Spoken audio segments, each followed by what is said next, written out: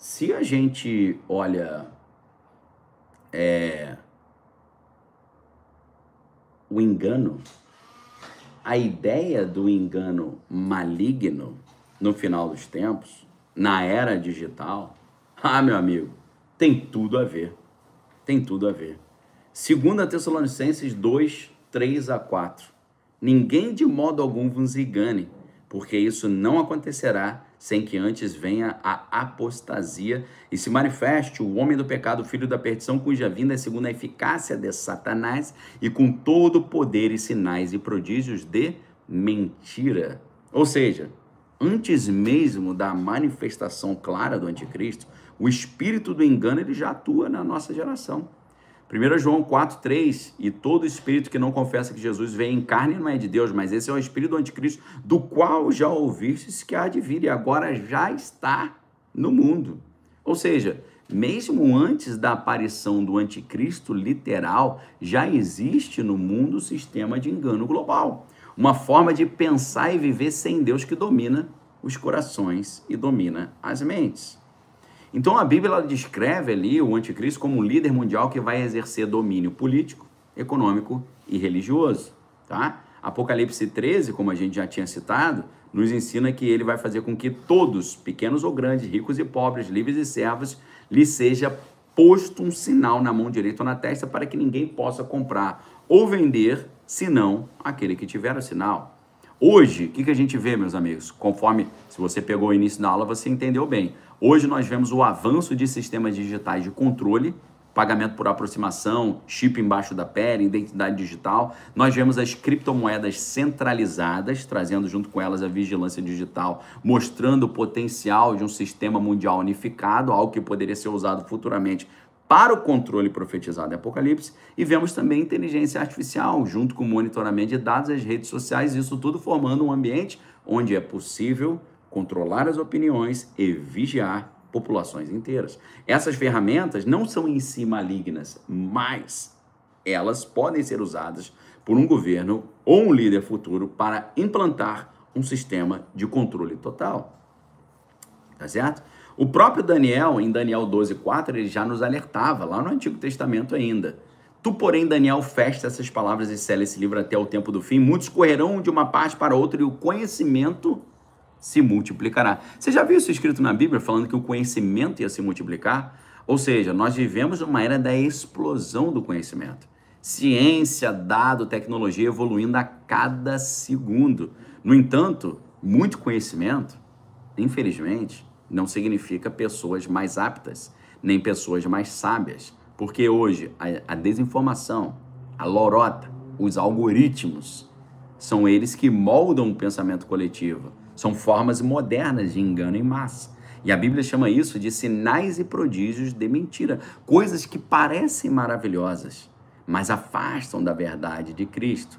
E a gente vê a verdade sendo substituída por ilusão. 2 Timóteo 4:3, porque virá um tempo em que não suportarão a sã doutrina, mas se recusarão a dar ouvidos à verdade, voltando às fábulas. Vocês já perceberam que hoje em dia, meus amigos, se você prega a verdade da Bíblia e os caras ficam revoltados, os caras ficam irados, eles não querem ouvir falar em pecado, eles não querem ouvir falar em mudança de vida, eles não querem ouvir falar em inferno e salvação. Hoje nós vivemos tempos em que muitos preferem o conforto da ilusão em vez de o confronto da verdade. A tecnologia está criando realidades virtuais, inteligências artificiais que imitam o mundo real. O mundo inteiro caminha para uma realidade simulada, o que combina exatamente com o espírito do anticristo, que é o substituto de Cristo. Ou seja, o anticristo não é apenas aquele que é contra Cristo, mas ele é um substituto de Cristo. O que a gente aprende com isso, meus amigos? O maior engano do anticristo não será a agressividade, nem os conflitos, mas a ilusão. Ele vem como solução, ele vem como salvador, ele vem como pacificador, mas vai afastar o mundo inteiro do verdadeiro Cristo. Ou seja, sempre que oferecerem segurança para você, sempre que oferecerem paz, e sempre que fizeram isso, oferecendo segurança e paz, nunca deu certo. Todo o aparato de segurança hoje nunca foi usado para acabar com os delitos. Por quê? Porque não há interesse em acabar com os delitos. Isso tudo é ferramenta para aumentar o controle, aumentar a dominação, aumentar as estratégias de concentração de poder e concentração de renda. Mas, Daniel, o que eu faço diante disso? Meu amigo, você tem que pedir ao Espírito Santo discernimento para você discernir a verdade por trás da aparência. Você tem que amar a verdade, como está lá em 2 Tessalonicenses 2,10, que diz que o engano atinge quem não recebeu o amor da verdade. Você tem que buscar conhecer a palavra, que a Bíblia é o antivírus espiritual contra toda essa lorota. Você tem que ter cuidado com aquilo que você consome, você tem que ter filtro espiritual em que você assiste, naquilo que você lê, naquilo que você compartilha. Você precisa ter comunhão com o corpo de Cristo, frequentando uma igreja evangélica séria, estando em comunhão com as pessoas. Isso, você participar de uma comunidade de pessoas que valorizam, estudam e creem na verdadeira doutrina, isso te protege contra falsas doutrinas. Ou seja, o anticristo, meus amigos, o engano do anticristo é o ponto máximo de uma era que já está preparando o terreno. A era do controle digital, a era da confusão moral e a era da substituição da verdade pela aparência. Mas preste muita atenção no que eu vou te falar agora.